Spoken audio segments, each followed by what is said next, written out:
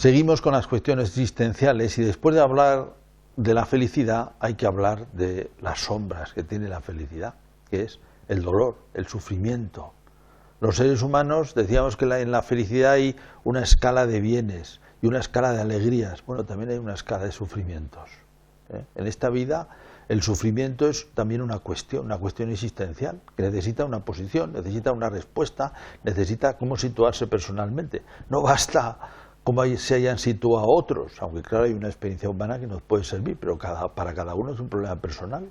Su propio sufrimiento, cómo lo encara, y su propia muerte. No se puede vivir como huyendo, o intentando que la vida sea de otra manera, intentando que la vida sea un poco Disneylandia, solo cosas divertidas y cosas felices. En la vida nuestra hay sufrimiento y hay muerte también, y hay que integrarla, forma parte de nuestra vida. En unas cuestiones, digamos, de antropología, en unas cuestiones existenciales, este tema no lo podemos orillar, es un tema importante además. Incluso el tema de la muerte, por ejemplo, y del sufrimiento, para la sabiduría clásica era muy importante. Decían que la sabiduría o la filosofía, en gran parte, lo dice Séneca, Cicerón también, es una meditación sobre la muerte y también una preparación al sufrimiento también. Para entrar al tema conviene pues también hacer un poquito vamos a decir, de plano, ver cómo es, ¿no? De panorámica. Y de entrada tenemos una distinción fundamental: el sufrimiento, que es el dolor físico, y luego el sufrimiento, que es la tristeza, que es el dolor moral en nuestro caso, en el caso del ser humano.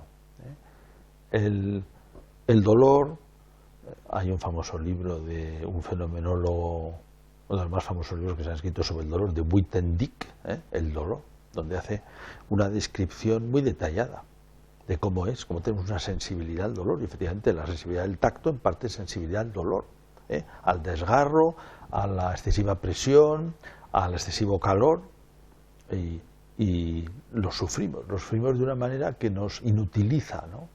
Y que se hace presente en la conciencia como una especie de punto ahí fijo que nos está constantemente llamando la atención. Una vez hay dolores pasajeros y puntuales, y otros son ahí permanentes, que son a los que me refiero en este momento, ¿no? Que están ahí y que nos avasallan la conciencia, ¿no? ¿Qué sentido tiene este dolor?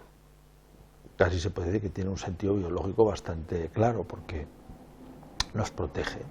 Evidentemente el tacto ante el excesivo calor que nos quema, intuitivamente nos hace recoger la mano, o también nos hace preocuparnos de algún miembro dolorido que ha tenido un desgarro, es protección de la vida. Es verdad que no es una protección, diríamos, muy exacta. ¿Por qué? Pues porque por un lado cosas muy pequeñas pueden producir dolores muy grandes. Hay un nervio en la cara, por ejemplo el trigémino famoso, que si se irrita puede producir dolores horribles, y en realidad no hay ninguna enfermedad, nada grave, y tampoco hay nada que hacer, diríamos, pero es horrible, ¿no? En cambio, hay órganos muy importantes, como es el cerebro, que carece de sensibilidad, no tiene sensibilidad al dolor. Puede tener un problema y no nos duele. Si nos duele solamente por una cuestión indirecta, ¿no? Pero directamente no duele, no tiene sensibilidad al dolor. Bien, tiene efectivamente ese sentido, vamos a decir, de protección, aunque el ser humano lo percibe como un atentado, Después está el sufrimiento moral, la tristeza. Los animales también tienen tristeza, se entristecen, lo vemos en los animales superiores, digamos, como un perro, ¿no? Los perros los vemos tristes, también como contraste. Decíamos, las alegrías proceden de una escala de bienes, pues las tristezas vienen de una escala de falta de bienes o de privación de bienes, la privación de la comida, el castigo, el apaleamiento, se ve como los bichos se ponen tristes, y nosotros también. Solo que en nosotros el ámbito del dolor moral es inmenso, porque está como penetrado por la inteligencia. Y entonces tenemos muchísimos motivos para dolernos. También se podría establecer una escala, aquí, ¿verdad? Ya en lo propiamente del sufrimiento moral. Decimos, bueno, uno puede efectivamente estar triste porque no ha comido bien, o estar triste porque ha perdido un amigo, ¿no? O estar triste porque ha fracasado en la vida, ¿no? Claro, todos unos niveles de sufrimiento que nos hacen mucho daño, ¿no? en distintos grados. Bueno, una observación que se puede decir al entrar ya un poquito a lo que es el sentido del sufrimiento, una primera es que los seres humanos maduramos con responsabilidades y maduramos también con sufrimientos. Una de las características de los niños demasiado mimados y de los niños demasiado protegidos es que carecen un poquito de humanidad. Muchas veces son crueles, porque como no han sufrido ellos, no saben el daño que se puede hacer y lo mal que lo pasan los demás. No les importa hacer sufrir, no se dan cuenta, no se dan cuenta de lo que pasa. Les puede faltar ese sentido de humanidad.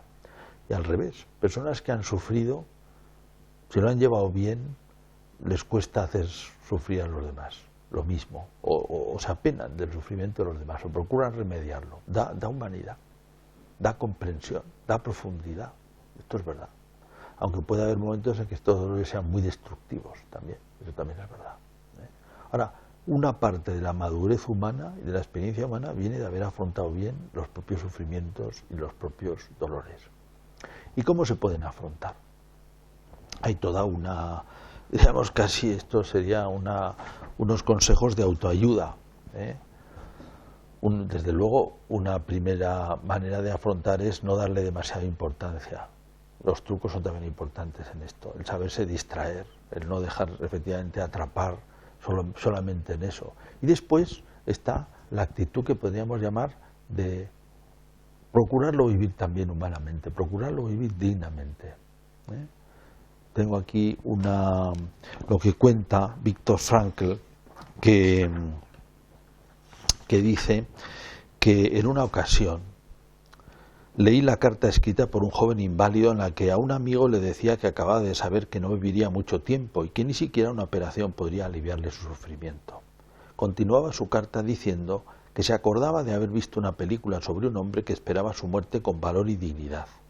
Aquel muchacho pensó entonces que era una gran victoria enfrentarse de este modo a la muerte, y ahora, escribía, el destino le brindaba a él una oportunidad similar. Es decir, bueno, pues procurar encararlo con dignidad humana. Esto le ayuda a mucha gente. Decir, bueno, no venirse abajo. También un poco por dejar un ejemplo, no digamos por un plan de orgullo, sino también muchas veces por no hacer sufrir a los demás. Contener un poco el propio sufrimiento para no hacer sufrir a los demás, y de paso también uno sufre menos, sufre realmente menos, afrontándolo con valentía. Es como una segunda etapa. Decimos, primero los trucos, que son importantes, después la valentía, con este sentido de la dignidad humana, de intentar no venirse abajo. Esto es muy clásico, también lo tenían los clásicos muy presente. Los clásicos, quiero decir, el mundo grecorromano. Una persona noble tiene que encarar las dificultades sin venirse abajo. En eso también se manifestaría la pacella, la falta de pasiones propia del filósofo. Y bueno, y claro, hay un sentido religioso también para los cristianos. El dolor físico y el dolor moral también nos recuerdan algo que no funciona en este mundo.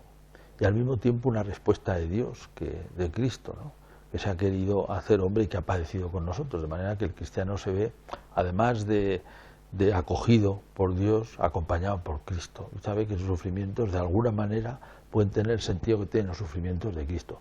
Es muy fuerte que Dios haya querido padecer y morir. Es muy fuerte esto que dice la religión cristiana, da al dolor y al sufrimiento un sentido que quizá no lo conocemos del todo, pero lo sabremos. San Pablo dice que para los que aman a Dios todas las cosas son para bien. Bueno, estas son 4 cosas que se pueden decir sobre el sufrimiento. Y la muerte también es un gran tema, claro. En la antropología somos seres mortales, somos seres con una vida limitada. Y esto tiene una fenomenología también. Hay libros de cómo se muere uno. Recuerdo haber leído 2 libros sobre los distintos modos en que uno se muere. Bien. Y bueno, es un colapso físico, ¿no?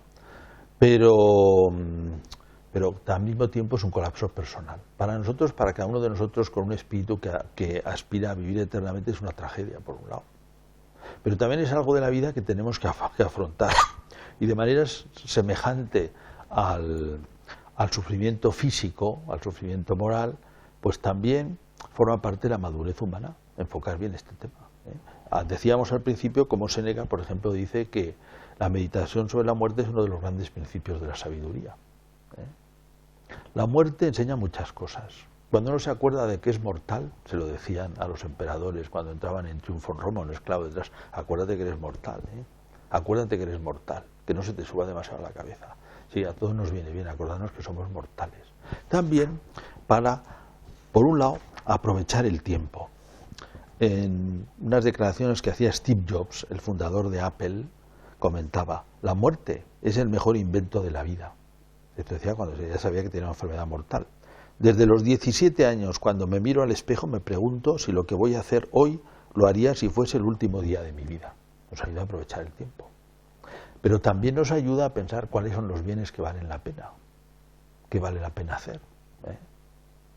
Esto es importante. Tengo por aquí una jarra que maneja estos días que dice: hermano, vive que la vida es breve. Bueno, es una manera de vivir, pero hay bienes más importantes. Nos ayuda a pensar qué vale la pena realizar en esta vida. También nos cura de la soberbia, que es el gran problema humano. El mayor problema moral, la soberbia. Nos ayuda pues a saber que somos como todos, que somos mortales. Y cuando somos cristianos también pues nos hace pensar que estamos en realidad en las manos de Dios. A los cristianos antiguos les gustaba mucho, recordando la parábola del buen pastor que recogía la oveja, se la ponía sobre los hombros, pensar que mientras otros, el mundo romano, el mundo griego, pues atravesaba el río, el último río que le llevaba al más allá, era toda una cosa tenebrosa, los cristianos estamos en los hombros del buen pastor. Uno sabe al final en la vida que la muerte está en manos de Dios, y también es un gran tema. Es un gran tema, es un tema bonito, es un tema que tiene su sentido cristiano y desde luego tiene su sentido humano. Decimos, la muerte da sabiduría, la muerte da sentido de los verdaderos bienes, la muerte invita al aprovechamiento del tiempo. De manera que estas sombras no son solo sombras. El sufrimiento, la muerte, el sufrimiento, decíamos, da madurez. La muerte da pensar, da sabiduría. De manera que no son solo sombras. Forman parte también de las grandes cuestiones de la existencia humana que, si se enfocan bien, le dan también contenido.